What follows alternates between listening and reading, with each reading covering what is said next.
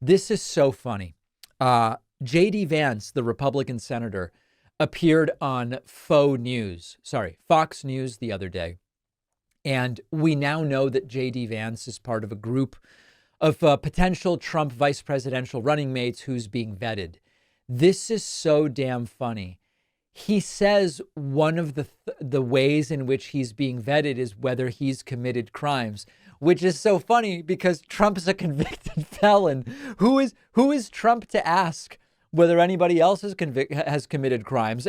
If anything, if Trump really believes that it's an advantage, maybe what he means is, have you committed a crime? No. Would you be willing to in order to join my campaign? Listen to this. We've heard that some of them have been asked to submit documents to be vetted.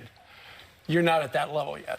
Well, so look, they've are you? They've asked us for a number of things. I think that a number of people have been asked to submit this and that. Like your taxes or something? I don't know everything Your that they've been background? asked. But yeah, I mean, certainly have you committed a crime? Have you ever lied about this? Certainly you've had those conversations, but I think a lot of people were having those conversations. Now, Steve Doocy is actually making a really good point with his little snickers there. Have you been asked to provide your tax returns? Which Trump has not provided, dating all the way back to 2015, which every other presidential candidate has provided. Steve Doocy is pointing out JD Vance is being asked to provide stuff that even Trump hasn't provided to the American people. What about your criminal record? Trump has a criminal record. He was just convicted on 34 felonies. And there's actually sort of a broader question here.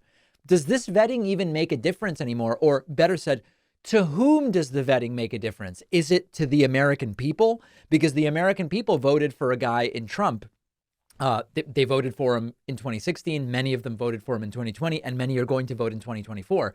Tens of millions of people have and will vote for a guy who is a convicted felon, who has cheated and sexually assaulted and all these different things, has not provided his tax returns. So who is it that these vetting mechanisms are supposed to be protective for? Is it the people or is it what Trump wants? And then obviously the double standard and the hypocrisy with Trump as convicted felon asking others, tell me about the crimes you may or may not have committed is all very, very funny. Zooming out a little bit as far as VP, I'm curious to hear from you. I don't see anyone who's being considered here, JD Vance, Doug Burgum, depending on which list you look at, there's different opinions as to sort of like who's being seriously considered versus only casually and this sort of thing. I don't see anyone that brings any level of excitement or in any serious way helps to expand Donald Trump's electorate. It's tough for me to think that, let me put it a different way. It's not that there aren't people whose politics align more with JD Vance than they do with Trump. There are certainly people out there who, if you said Vance or Trump, who do you align with more? They would say, I align more with JD Vance. The question is, are there undecided voters in critical swing states that are likely to switch to Trump if he picks someone as uninspiring as JD Vance or as Doug Burgum, or honestly, at this point, I don't even know who else is being considered?